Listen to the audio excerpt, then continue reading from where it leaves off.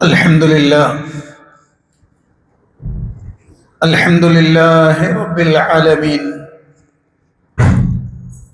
نحمده ونستعينه ونستغفره ونعوذ بالله من شرور أنفسنا ومن سيئات أعمالنا من يهده الله فلا مضل له ومن يضلل فلا هادي له واشهد ان لا اله الا الله وحده لا شريك له واشهد ان محمدا عبده ورسوله صلى الله وسلم وبارك عليه وعلى اله واصحابه ومن اهتدى بهداهم الى يوم الدين. اما بعد فان اصدق الحديث كتاب الله وخير الهدي هدي محمد صلى الله عليه وسلم وشر الأمور محدثاتها وكل محدثة بدعة وكل بدعة ضلالة وكل ضلالة في النار. فقد قال الله سبحانه وتعالى في القرآن المجيد: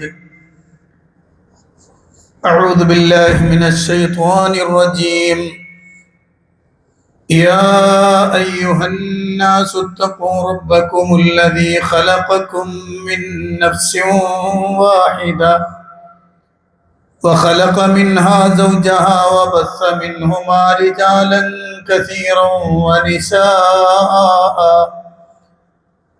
واتقوا الله الذي تساءلون به والأرحام إن الله كان عليكم رقيبا.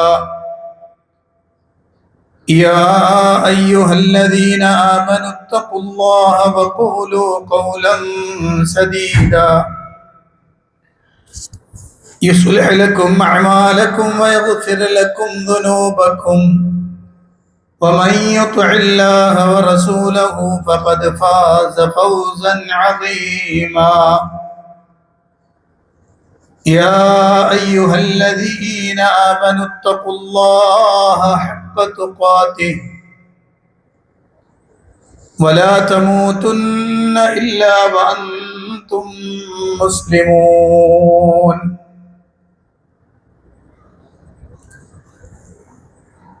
പ്രിയപ്പെട്ട സത്യവിശ്വാസികളെ, സത്യവിശ്വാസിനികളെ, പ്രപഞ്ചനാഥനായ അല്ലാഹുവിന്റെ കൽപ്പന നിർദ്ദേശങ്ങൾ ജീവിതത്തിന്റെ നിഖില മേഖലകളിലും സൂക്ഷിക്കണമെന്ന്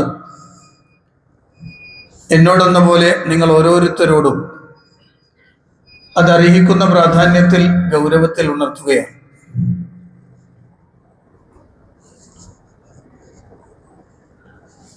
ലോകത്ത് കടന്നു വന്ന പ്രവാചകന്മാർ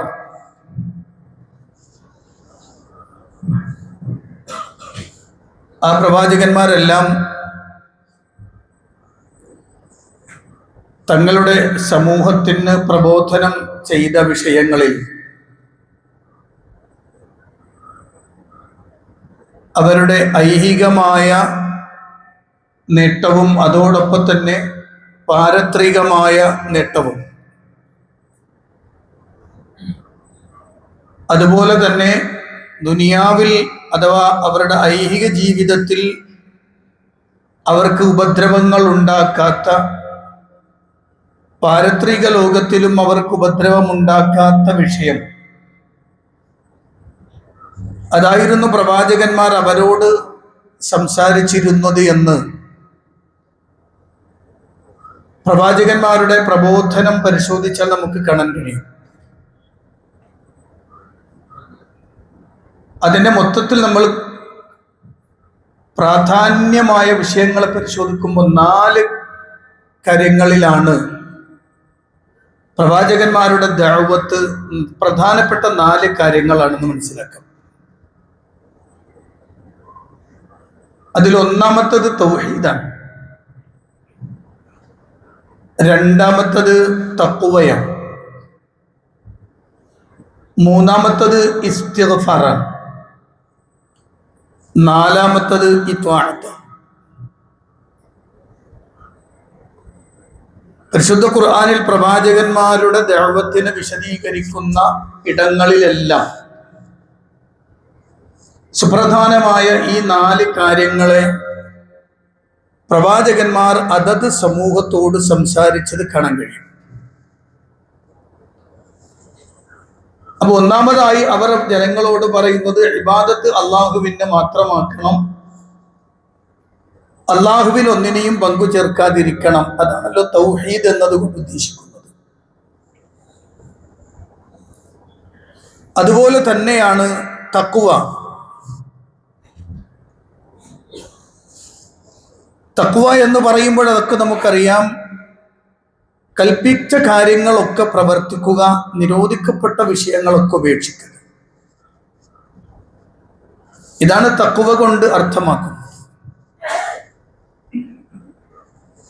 എന്നാൽ മനുഷ്യരെ സംബന്ധിച്ചിടത്തോളം അവർ ഇഖ്തിയാർ നൽകപ്പെട്ട വിഭാഗമായതുകൊണ്ട്, അഥവാ സ്വാതന്ത്ര്യം ഏത് വിഷയത്തിലും നൽകപ്പെട്ടവരായതുകൊണ്ട് തന്നെ ഭൗതിക ജീവിതത്തിൽ ഈ പറയപ്പെട്ട വിഷയങ്ങളിലൊക്കെ അബദ്ധം പറ്റുക സ്വാഭാവികമാണ്.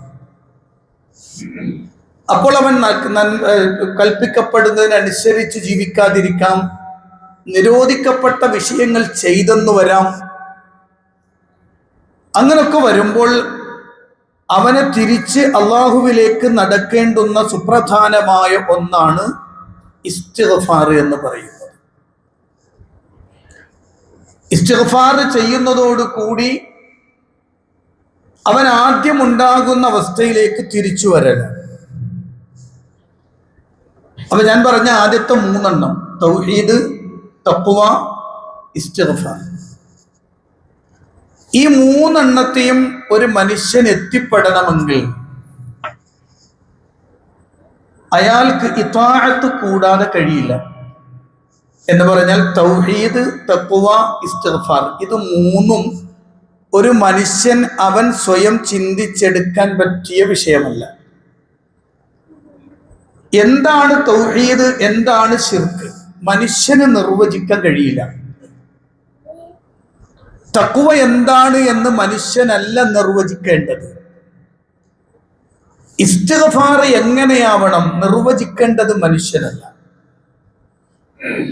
അതിനൊക്കെ ഇലാഹിയായ നിർദ്ദേശങ്ങൾ നിർബന്ധമാണ്. അത് നമുക്കറിയാം. ലോകത്ത് ഇന്ന് കാണുന്ന ഏറ്റവും ലേറ്റസ്റ്റ് ഞാൻ പറയാം, കൊണ്ടോട്ടിയിൽ വർഷങ്ങൾക്ക് ശേഷം ഒരു നേർച്ചപ്പൂരം 2ാമത് കൊണ്ടുവന്നു.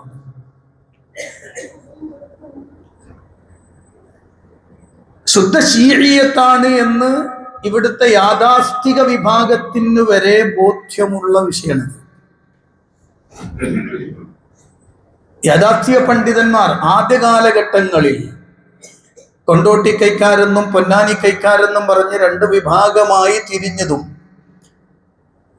അതിൽ മുഹമ്മദ് ഷാ എന്നറിയപ്പെടുന്ന അയാൾ വലിയല്ല എന്നും അയാളുടെ അനുയായികൾ നരകത്തിലായിരിക്കുമെന്നും ഒക്കെ പാട്ടുപാടിയൊരു കാലുണ്ടായിരുന്നു. എന്നാൽ കൊണ്ടോട്ടി തരീഖത്തിന്റെ പ്രവർത്തനം വീണ്ടും സജീവമാകുന്നു. അവിടെ വീണ്ടും ഒരു നേർച്ചപ്പൂരം കൊണ്ടുവരപ്പെടുന്നു. അവരെല്ലാവരും പറയുന്നത് ഇതാണ് തൗഹീദ് എന്നാണ്. ഞങ്ങൾ ഈ ചെയ്യുന്നതാണ് ശരിക്കും ഇസ്ലാമിന്റെ വിശ്വാസം എന്നാണ്. അപ്പോൾ അതല്ല വിശ്വാസം, അത് ശിർക്കാണ്. അത് ബിദ്അത്തുകളാൽ ഊട്ടപ്പെട്ടതാണ്. അത് സുന്നത്ത് ജമാഅത്തിന്റെ ആശയത്തിന് വിരുദ്ധമാണ്. അതാണ് ഞാൻ ആദ്യം പറഞ്ഞത്. തൗഹീദ്, ശിർക്ക് എന്താണ് എന്ന് വേർതിരിക്കുക മനുഷ്യനല്ല, അത് പ്രപഞ്ചനാഥനായ റബ്ബാണ് അത് വിശദീകരിച്ച് തരേണ്ടത്. തഖ്വ എന്നത് അള്ളാഹുവിലുള്ള സൂക്ഷ്മതയാണെങ്കിൽ അതെങ്ങനെയായിരിക്കണം അള്ളാഹുവാണ് പറയേണ്ടത്. ഇസ്തിഗ്ഫാർ റബ്ബിനോടുള്ള പാപമോചനമാണെങ്കിൽ അതെങ്ങനെയാവണം അത് റബ്ബാണ് പറഞ്ഞു തരേണ്ടത്. റബ്ബ് എങ്ങനെയാണത് പറഞ്ഞു തരിക? വഹിയുള്ള പ്രവാചകന്മാരിലൂടെ അറിയിക്കും. അപ്പോ നേരത്തെ ഞാൻ പറഞ്ഞ 3 ഘടകങ്ങൾക്കും ഇത്തിബാഅ് നിർബന്ധമാണ്. അതുകൊണ്ടാണ് പ്രവാചകന്മാരുടെ പ്രബോധനം ഈ 4 കാര്യങ്ങളിൽ ഏറ്റവും അടിസ്ഥാനപരമായ ഈ 4 കാര്യങ്ങളിലാണ്. നിങ്ങൾ പരിശോധിച്ച് നോക്കുക, ഞാൻ വിശദീകരിച്ചു പോകാൻ ഉദ്ദേശിക്കുന്നില്ല. ഒന്നാമത്തെ പ്രവാചകനായി അള്ളാഹു നിയോഗിച്ചത് മഹാനായ നൂഹ് അലൈഹി സ്വലാത്തു വസ്സലാമിനെയാണ്. ഒന്നാമത്തെ നബി ആരെന്ന് ചോദിച്ചാൽ ആദം അലൈഹി സ്വലാത്തു വസ്സലാമാണ്. എന്നാൽ റിസാലത്ത് നൽകപ്പെട്ട ഒന്നാമത്തെ ആളാരെന്ന് ചോദിച്ചാൽ നൂഹ് അലൈഹി സ്വലാത്തു വസ്സലാമാണ്. നൂഹ് നബി ജനങ്ങളോട് സംസാരിച്ചത് ധാരാളം ആയത്തുകൾ സൂറത്ത് അഅറാഫിൽ, ഹൂദിൽ, ശുഅറായിൽ, നൂഹിലൊക്കെ കാണാം. നമുക്ക് ഒരൊറ്റ ആയത്ത് മാത്രമേ ഞാൻ പറയാൻ ഉദ്ദേശിക്കുന്നു. നൂഹ് അലൈഹി സ്വലാത്തു വസ്സലാം ജനങ്ങളോട് പറയുന്ന വളരെ പ്രധാനപ്പെട്ട വിഷയം, ജനങ്ങളെ നിങ്ങൾ അല്ലാഹനെ മാത്രം ആരാധിക്കണം, അവൻ തഖ്വ ഉണ്ടാവണമെന്നാണ്. അതോടൊപ്പം തന്നെ അവർക്കൊരു അബദ്ധം പറ്റിപ്പോയിട്ടുണ്ട്. ശിർക്ക് എന്ന കൊടിയ വാദകത്തിൽ അവർ വീണുപോയിട്ടുണ്ട്. അതുകൊണ്ട് നൂഹ് അലൈഹി സ്വലാത്തു വസ്സലാം ജനങ്ങളോട് പറഞ്ഞു, ഖലയാ ഖൗമി ഇന്നി ലക്കും നദീറും മുബീൻ അൻ ഇഅ്ബുദുല്ലാഹ വത്തഖൂഹു വഅതിഊൻ. ഞാൻ നിങ്ങൾക്ക് മുന്നറിയിപ്പ് നൽകുകയാണ്, ഞാനൊരു വ്യക്തമായ താക്കീതുകാരനാണ് നിങ്ങൾക്ക്. നിങ്ങൾ അല്ലാഹനെ മാത്രം ആരാധിക്കണം, അവനിൽ തഖ്വ ചെയ്ത് ജീവിക്കണം, എന്നെ നിങ്ങൾ അനുസരിക്കണം. മാത്രമല്ല നൂഹ് നബി അവരോട് പറഞ്ഞ വിഷയം വിശദീകരിക്കുമ്പോൾ അള്ളാഹു പറഞ്ഞു,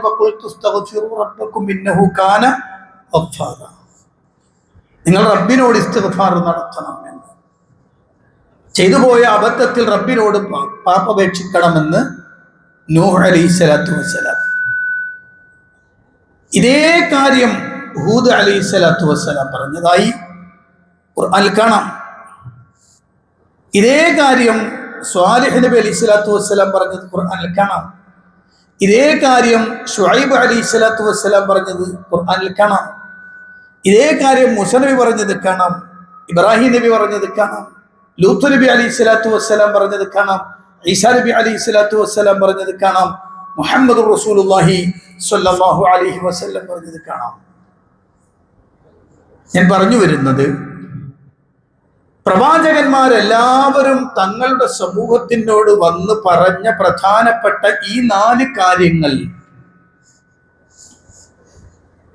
ഖിയാമത്ത് നാൾ വരെ വരുന്ന ഉമ്മത്ത്, ഏത് കാലഘട്ടത്തിലുള്ള ഉമ്മത്താണെങ്കിലും ആ കാലഘട്ടത്തിലുള്ള ഉമ്മത്തിന് നിർബന്ധമാണ്. നമ്മളെ സംബന്ധിച്ചിടത്തോളം മുഹമ്മദ് നബി സല്ലല്ലാഹു അലൈഹി വസല്ലമയുടെ ഉമ്മത്താണ്. ആ ഉമ്മത്തിനെ സംബന്ധിച്ചിടത്തോളം പരിശുദ്ധ ഖുർആനിൽ ഈ പ്രവാചകന്മാരുടെ കഥകളെല്ലാം പറയുമ്പോൾ ഈ വിഷയത്തെ ഇത്രയും ഗൗരവത്തോടുകൂടി ഒന്നല്ല, ധാരാളം ആയത്തുകളുണ്ട്. ഒരു ഖുത്ബയിൽ അങ്ങോട്ട് പറഞ്ഞു പോകാൻ പറ്റിയതല്ല, അതുകൊണ്ടാണ് ആയത്തുകളിലേക്കൊന്നും കടക്കാത്തത്. ഓരോ പ്രവാചകന്മാരുമായി ബന്ധപ്പെട്ട് ധാരാളം ആയത്തുകൾ ഇവിഷയകമായി തന്നെ പറഞ്ഞത് കാണാൻ കഴിയും. അപ്പൊ ഇങ്ങനെ ഒരു വിഷയത്തിൽ ധാരാളമായി പറയുമ്പോൾ അതിന് ഒരു പ്രധാനമുണ്ടെന്ന് നമുക്ക് മനസ്സിലാക്കാമല്ലോ. വളരെ പ്രാധാന്യം ആ വിഷയത്തിനുണ്ട് എന്ന ഗൗരവതരമായ ഒരു ചിന്ത പഠിപ്പിക്കാനാണല്ലോ അള്ളാഹു അത് നിരന്തരമായി പറഞ്ഞത്. അപ്പോൾ അതിൽ പ്രധാനപ്പെട്ട ഒന്ന് ഞാൻ പറഞ്ഞു, തൗഹീദാണ്. തൗഹീദാണ്, അള്ളാഹുവിന് മാത്രം ഇബാദത്ത് അർപ്പിക്കണം. അതിന്റെ നേരെ ഓപ്പോസിറ്റ് വരുന്നത് എന്താ? ശിർക്കാണ്. അള്ളാഹു അല്ലാത്തവർക്ക് ഇബാദത്ത് അർപ്പിക്കുക. അപ്പൊ വളരെ വ്യക്തമായി പരിശുദ്ധ ഖുർആൻ അത് പഠിപ്പിച്ചു തരുന്നു. ഓരോ കാലഘട്ടത്തിലെയും സമൂഹത്തിന്റെ ശിർക്കായ പ്രവർത്തനത്തെ മുന്നിൽ വെച്ചുകൊണ്ടാണ് അള്ളാഹു അത് വിശദീകരിച്ചത്. ആ കാലഘട്ടങ്ങളിലെല്ലാം നടന്ന വിഷയത്തെ ഖുർആൻ വളരെ കൃത്യമായി വിശദീകരിച്ച് തരുന്നുണ്ട് നമുക്ക്. അതിനെ എല്ലാത്തിനെയും കൂടി നമ്മൾ ആറ്റിക്കുറുക്കി വെച്ചാൽ എത്തുന്ന പ്രധാനപ്പെട്ട ഒരു പോയിന്റ് എന്താന്ന് വെച്ചാൽ, പ്രപഞ്ചനാഥനായ അല്ലാഹു സുബ്ഹാനഹു വ തആലയെ ധിക്കരിച്ചൊരു സമൂഹത്തിന്റെ പ്രവൃത്തി ആയിരുന്നില്ല ഇത്. ഞാൻ പറയണത് നിങ്ങൾ ശരിക്കും ശ്രദ്ധിക്കണം കേട്ടോ. പ്രപഞ്ചനാഥനായ റബ്ബിന്റെ വഹദാനിയത്തിനെ, ദാത്തിനെ ധിക്കരിച്ചൊരു സമൂഹത്തിൻ്റെതായിരുന്നില്ല ആ പ്രവൃത്തി. അത് അംഗീകരിച്ചവർ തന്നെയായിരുന്നു അവർ. അപ്പൊ അള്ളാഹുവിന്റെ വഹദാനിയത്ത് അംഗീകരിച്ചുകൊണ്ട് തന്നെ എങ്ങനെ ശിർക്ക് ചെയ്യാം? അതൊരു പ്രധാനപ്പെട്ട ചോദ്യമാണ്. അള്ളാഹുവിനെ അംഗീകരിച്ചുകൊണ്ട് അള്ളാഹുവിൽ എങ്ങനെ ശിർക്ക് ചെയ്യും? അള്ളാഹുവിൽ ശിർക്ക് ചെയ്യണമെങ്കിൽ അള്ളാഹിനെ അംഗീകരിക്കാതിരിക്കണ്ടേ എന്നാണ് പലപ്പോഴും ആളുകൾ ധരിക്കുന്നത്. ഞാനതിനൊരു സിമ്പിൾ ആൻസർ പറയും. ഖുർആനിൽ ഒരു ആയത്തുണ്ട്, നമ്മളെ നാട്ടിലൊക്കെ കേൾക്കുന്ന ഒരു പ്രയോഗമാണ്. അതെന്ത്? ഇവിടെ മുസ്ലിങ്ങളായി നിൽക്കുന്ന ആളുകൾ മുശ്രിക്കുകളാണ് എന്നാണ് ഈ വഹാബികൾ അല്ലെങ്കിൽ സലഫികൾ പറഞ്ഞുകൊണ്ടിരിക്കുന്നത് എന്നാണ്. മുസ്ലിങ്ങൾ മുശ്രിക്കുകളാണ് എന്ന് പറയുന്നത്. ലാ ഇലാഹ ഇല്ലല്ലാഹ്, അല്ലാഹ് മാത്രമേ ആരാധ്യനുള്ളൂ, ഞങ്ങൾ ഏകനായ അള്ളാഹുവിൽ വിശ്വസിക്കുന്ന ഞങ്ങൾ എങ്ങനെയാണ് ശിർക്ക് വരിക എന്ന ചോദ്യം വളരെ പ്രസക്തമാണ്. സാധാരണക്കാരുടെ ഒക്കെ മനസ്സിൽ ആ ചോദ്യം ഇങ്ങനെ വരും. അവിടെ ഞാനൊരൊറ്റ ആയത്ത് വളരെ സിമ്പിളായ ആ വിഷയം പറഞ്ഞുതരാം. പ്രവാചകന്റെ ഉമ്മത്ത്, പ്രവാചകന്റെ സ്വഹാബികൾ, ആ സ്വഹാബികളെ സംബന്ധിച്ചിടത്തോളം നമുക്ക് യാതൊരു തർക്കവുമില്ലാത്ത സ്വഹാബികളാണ്, അല്ലേ? ആർക്കും തർക്കമില്ല സ്വഹാബികളെ കുറിച്ച്. കാരണം കുല്ലുഹും ഉദൂൽ, എല്ലാവരും നീതിമാന്മാരാണ്, എല്ലാവരും സ്വർഗത്തിലാണ്, സംശയമില്ല. കാരണം വസ്സാബിഖൂനൽ അവ്വലൂന മിനൽ മുഹാജിരീന വൽ അൻസ്വാർ വല്ലദീന തബഊഹും ബിഇഹ്സാൻ റളിയല്ലാഹു അൻഹും വറദു അൻ വഅഅദ്ദ ലഹും ജന്നാത്തുൻ തജ്രി തഹ്തഹൽ അൻഹാർ. ശുദ്ധ ഖുർആന്റെ പ്രയോഗം സൂറത്തുൽ തൗബയിലെ വാചകമാണ്. അസ്വഹാബത്തു കുല്ലുഹും ഉദൂൽ, എല്ലാവരും നീതിമാന്മാർ, എല്ലാവരും സ്വർഗത്തിലാണ് അല്ലാഹ് സർട്ടിഫൈ ചെയ്ത ആളുകൾ. അതിൽ ഏറ്റവും പ്രധാനപ്പെട്ട ഒരാളെ ഞാൻ എടുക്കാം. അത് മഹാനായ ഹുദൈഫത്ത് ബിൻ യമാൻ റളിയല്ലാഹു അൻഹു. നിങ്ങൾ ശരിക്കും ശ്രദ്ധിക്കണം കേട്ടോ വാക്ക്. ഹുദൈഫത്ത് ബിൻ യമാൻ റളിയല്ലാഹു അൻഹു. ഞാൻ ഇങ്ങനെ സംസാരിക്കുന്നത് എനിക്ക് ശാരീരികമായി പ്രയാസമുള്ളത് കൊണ്ടാണ്. കഴിഞ്ഞ വെള്ളിയാഴ്ചയ്ക്ക് ശേഷം ഈ വെള്ളിയാഴ്ചയാണ് ഞാൻ പുറത്തിറങ്ങുന്നത്. അതുകൊണ്ടാണ് ഞാൻ വളരെ സാവധാനം സംസാരിക്കുന്നത്. അപ്പൊ പ്രവാചകന്റെ സ്വഹാബികളിൽ ഹുദൈഫത്ത് ബിൻ യമാൻ റളിയല്ലാഹു അൻഹു, അദ്ദേഹത്തിന് പ്രത്യേകത കൂടി കണ്ട് സ്വാഹിബു സിർരി റസൂലില്ലാഹ് സ്വല്ലല്ലാഹു അലൈഹി വസല്ലം, നബി സല്ലല്ലാഹു അലൈഹി വസല്ലമയുടെ രഹസ്യ സൂക്ഷിപ്പുകാരൻ എന്ന് അറിയപ്പെടുന്ന സ്വഹാബിയാണ്. അപ്പൊ ചില രഹസ്യങ്ങളൊക്കെ അദ്ദേഹത്തിന് മാത്രമായി നബിതങ്ങൾ പറഞ്ഞു കൊടുത്തിട്ടുണ്ട് എന്നാണ് മനസ്സിലാവുന്നത്. ആ സ്വഹാബി ഒരാളെ കാണാൻ പോകുന്നു.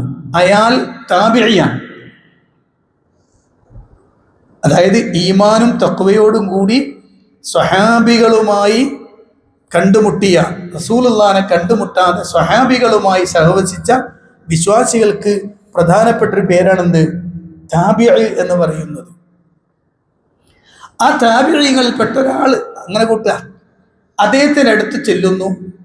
അദ്ദേഹത്തിൻ്റെ സുഖമില്ലായ്മ കാണാൻ വേണ്ടി ചെല്ലുമ്പോൾ അദ്ദേഹത്തിൻ്റെ കയ്യിൽ ഒരു നൂല് കെട്ടിയിട്ടുണ്ട്.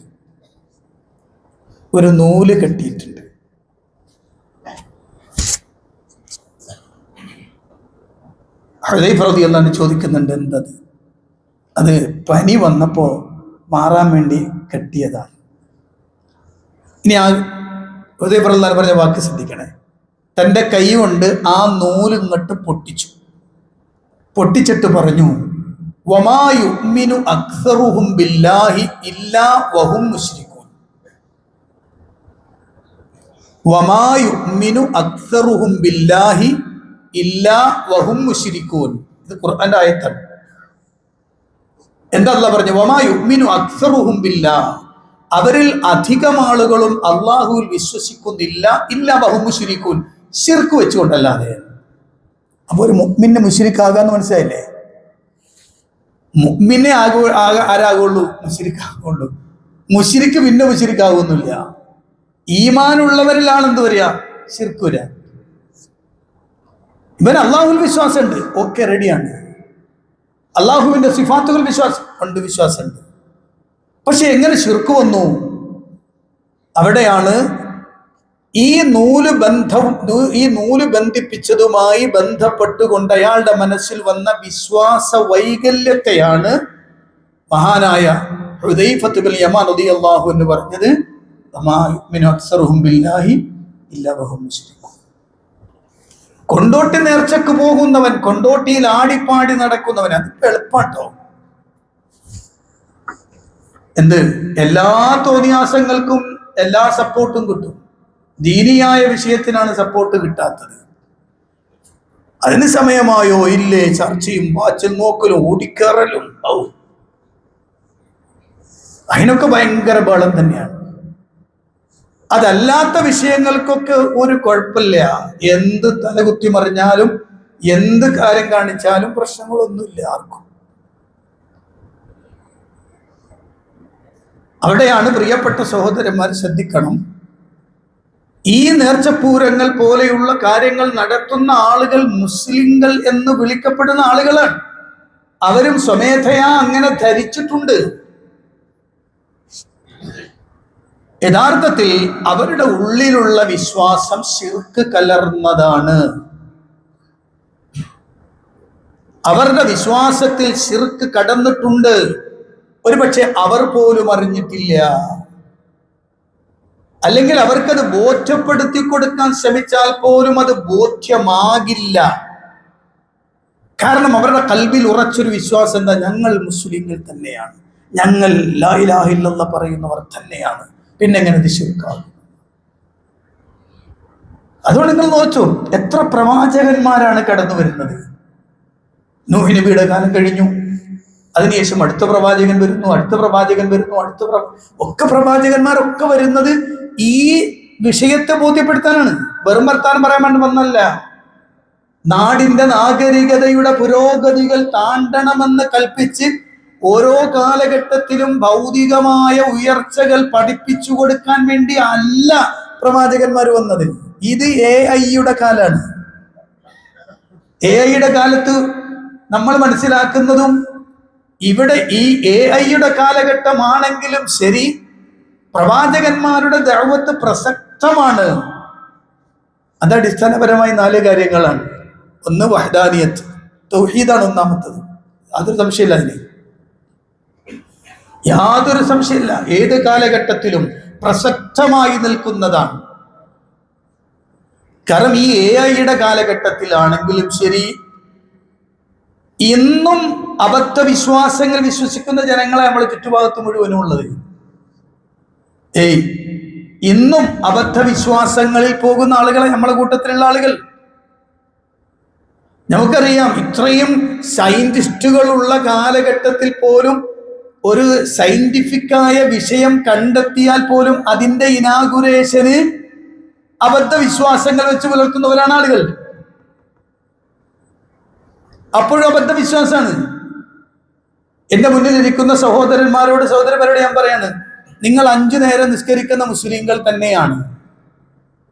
പക്ഷെ നിങ്ങളോ, നിങ്ങൾക്ക് ബന്ധമുള്ളിടത്തോ, അല്ലെങ്കിൽ നിങ്ങൾ അറിയുന്ന ആളുകളോ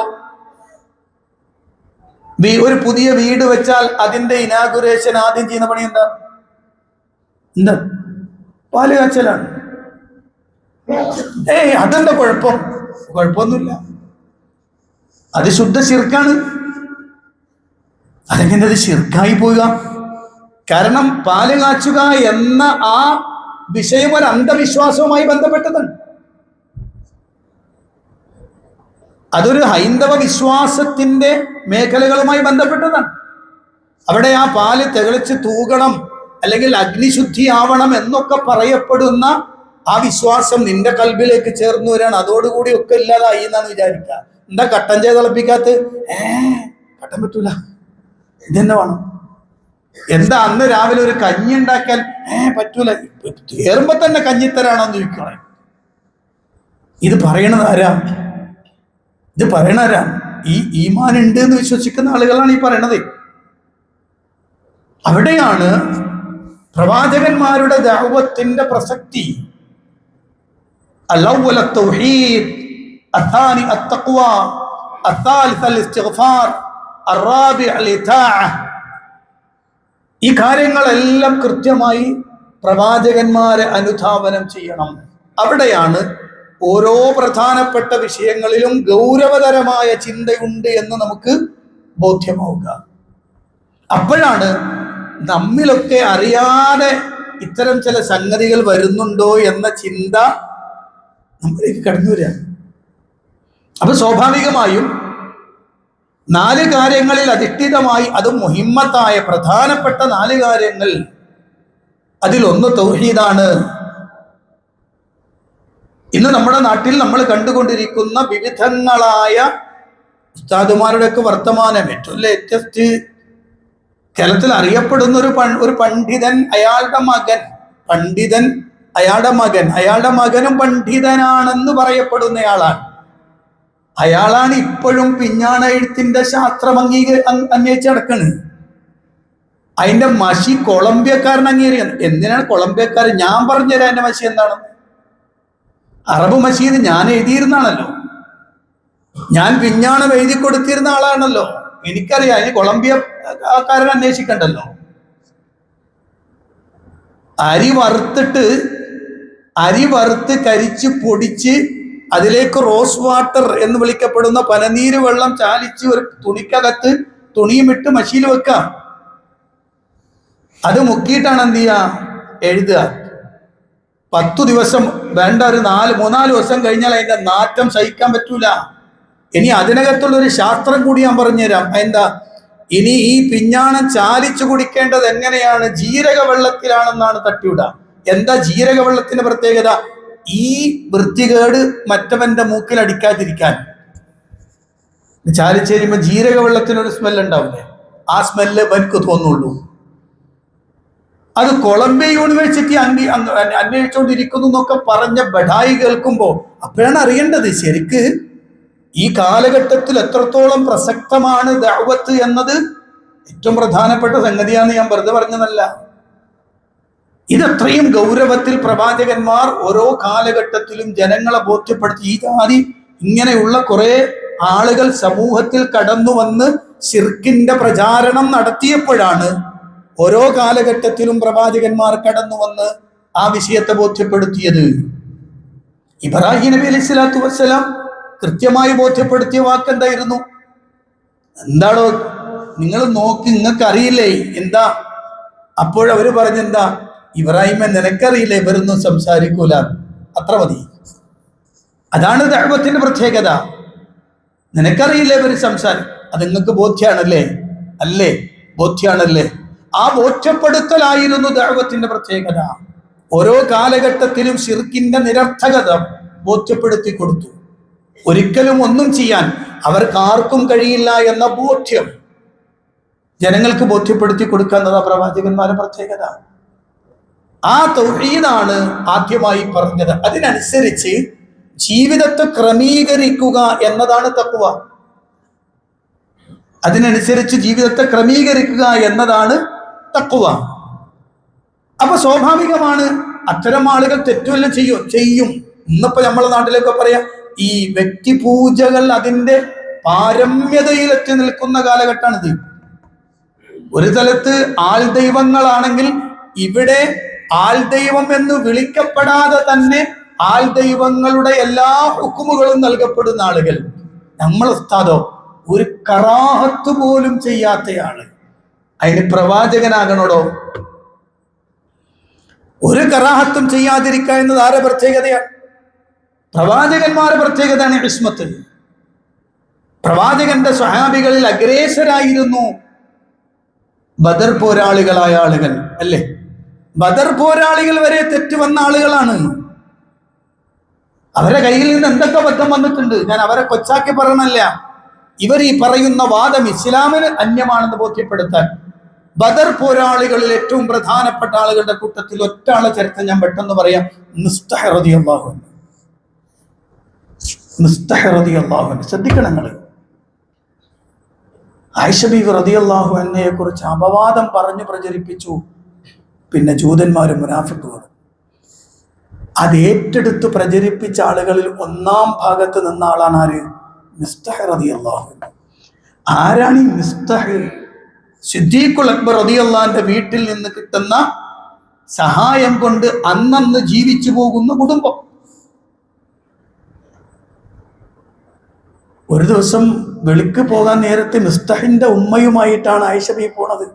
അപ്പൊ മിസ്തഹിന്റെ ഉമ്മ പറഞ്ഞു, തൈസ മിസ്തഹ്, മിസ്തഹ് നശിച്ചു പോകട്ടെ എന്ന്. സുബ്ഹാനല്ലാഹ്, നിങ്ങൾ എന്തേ പറഞ്ഞത്? ആരെക്കുറിച്ച് നിങ്ങൾ ഈ പറഞ്ഞത്? ബദറിൽ പോരാടി ആളെ കുറിച്ചാണോ നിങ്ങൾ ഈ പറയണത്? അപ്പൊ മിസ്തഹ് റളിയല്ലാഹു അൻഹു ഉമ്മ പറഞ്ഞു, മോളെ ആയിഷ, അനക്കറിയോ ഓൻ എന്തൊക്കെയാ പറയണതെന്ന്? സമൂഹത്തിൽ വലിയ ദുരന്തമുണ്ടാക്കിയ ഒരു വിഷയത്തിന് മുന്നിൽ നിന്ന ആള് ബദർ പോരാളിയാണ്. ആ തെറ്റ് അദ്ദേഹത്തിന്റെ ജീവിതത്തിൽ വന്നു പോയിട്ടുണ്ട്. അബൂബക്കർ സിദ്ദീഖ് റളിയല്ലാഹു അൻഹു അത് അറിഞ്ഞിട്ട് ദേഷ്യപ്പെട്ടിട്ട് ഞാനിനി മിസ്തഹിന് സഹായം കൊടുക്കൂല എന്ന് വാദിച്ചു. അല്ലാഹ് പറഞ്ഞു, പാടില്ല, തെറ്റാണ് നിങ്ങൾ പറഞ്ഞത്, അയാൾക്ക് അബദ്ധം പറ്റിയിട്ടുണ്ട് എന്ന് വെച്ചിട്ട് നിങ്ങൾ ചെയ്തു കൊടുക്കുന്ന സഹായം നിർത്താൻ പാടുണ്ടോ? നിങ്ങളെ സത്യത്തിൽ നിന്ന് പിന്മാറണം. സത്യത്തിന്റെ കഫാറത്ത് കൊടുത്തു അബൂബക്കർ സിദ്ദീഖ് റളിയല്ലാഹു അൻഹു. ഞാൻ പറഞ്ഞു വരുന്നത്, എത്ര വലിയ ഉന്നതനാണെങ്കിലും പ്രവാചകന്മാരല്ലാത്ത ആരാണെങ്കിലും അവർക്ക് അബദ്ധം പറ്റും. അങ്ങനെ വന്നാൽ അവർക്ക് തിരിച്ചു വരാനുള്ള അവസരമാണെന്ന് പ്രവാചകന്മാർ പഠിപ്പിച്ച മൂന്നാമത്തെ കാര്യം. അതെന്താണ്? ഇസ്തിഗ്ഫാർ. നിങ്ങൾ ഇസ്തിഗ്ഫാർ ചെയ്യണം, നിരന്തരമായി ഇസ്തിഗ്ഫാർ ചെയ്യാൻ വേണ്ടി കൽപ്പിച്ചു. ഈ 4 പ്രധാനപ്പെട്ട ദഅവത്ത്, 4ാമത്തെ ഇത്തിബാ. അള്ളാഹു നമുക്ക് തൗഫീഖ് നൽകി അനുഗ്രഹിക്കുമാറാവട്ടെ.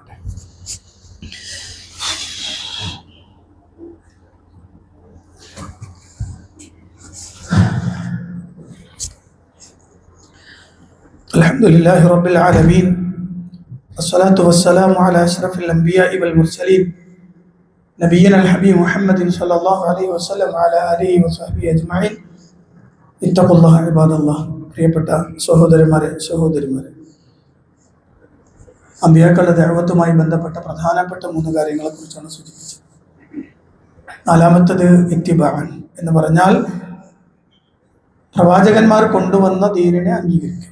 നമ്മളെ സംബന്ധിച്ചിടത്തോളം അവസാനത്തെ പ്രവാചകനായ സയ്യിദുനാ വ ഹബീബുനാ മുഹമ്മദ് റസൂലുള്ളാഹി സ്വല്ലല്ലാഹു അലൈഹി വസല്ലം ഇത്തിബാ ചെയ്യുക എന്നുള്ളതാണ്. ജീവിതത്തിൻ്റെ എല്ലാ മേഖലകളിലും, വിശ്വാസ, കർമ്മ, ആചാര, അനുഷ്ഠാന, ഏത് മേഖലകളുടെയൊക്കെ ഇത്തിബാഉർ റസൂൽ. പരിശുദ്ധ ഖുർആൻ പറഞ്ഞത്, വമാ അർസൽനാ മിർ റസൂലിൻ ഇല്ലാ ലിയുത്വാഅ ബിഇദ്നില്ലാഹ്. ഏതൊരു പ്രവാചകനും അള്ളാഹുവിന്റെ കൽപ്പന പ്രകാരം അനുസരിക്കപ്പെടാനല്ലാതെ നിയോഗിക്കപ്പെട്ടിട്ടില്ല.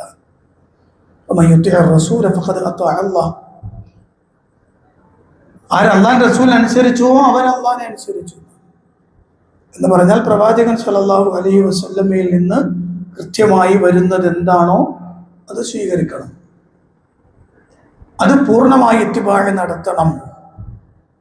അവിടെ ഒരു തരത്തിലുള്ള നീക്കുപോക്കുകൾക്കും ഇടമില്ല. ഞാൻ ഈ പറഞ്ഞതിലൊന്നും തലമണ്ടക്ക് സ്ഥാനമില്ല എന്ന് ഞാൻ പറഞ്ഞു, കാരണം അതൊക്കെ അള്ളാഹു പറഞ്ഞു തരേണ്ടതാണ്. ഇത്തിബാഉം അങ്ങനെ തന്നെയാണ്. കാരണം റസൂലുള്ളാഹിനെ ഇത്തിബാഅ് ചെയ്യാന്ന് പറഞ്ഞാൽ വഹയ്യ് അംഗീകരിക്കുക എന്നതിൻ്റെ അർത്ഥം. നബി സല്ലല്ലാഹു അലൈഹി വസല്ലമയെ ധിക്കരിക്കുക എന്ന് പറഞ്ഞാൽ വഹയ്യ് തള്ളുന്നു എന്നാണ് അർത്ഥം. അങ്ങനെ വരുമ്പോൾ സ്വാഭാവികമായിട്ടും അയാള് പേര് മുസ്ലിം ആയിരിക്കാം, പക്ഷെ ആൾ ഔട്ടായിട്ടുണ്ടാവും.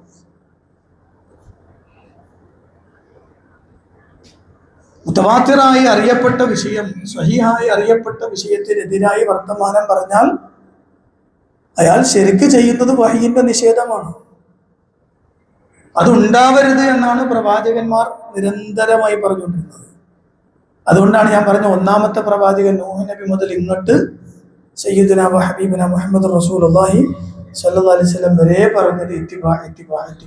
ഞങ്ങൾ പറഞ്ഞനുസരിക്കുക. അതുകൊണ്ട് പ്രിയപ്പെട്ടവരെ, അവിടെ ഉണ്ടോ, ഇവിടെ ഉണ്ടോ, ഇവിടെ ഉണ്ട് ആജാതി വർത്താനൊന്നും വേണ്ട.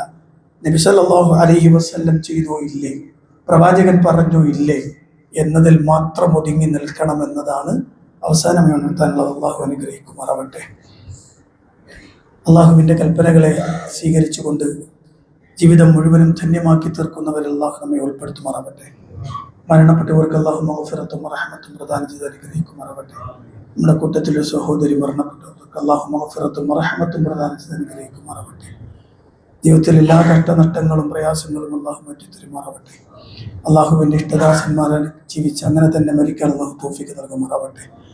اللهم اغفر للمؤمنين والمؤمنات والمسلمين والمسلمات الأحياء منهم والأموات إنك مجيب الدعوات وقاضي الحاجات. اللهم أعز الإسلام والمسلمين وأذل الشرك والمشركين اللهم دمر أعداءنا وأعداء الدين بما شئت وكيف شئت يا ذا الجلال والإكرام ربنا آتنا في الدنيا حسنة وفي الآخرة حسنة وقنا عذاب النار آمين برحمتك يا أرحم الراحمين والحمد لله رب العالمين.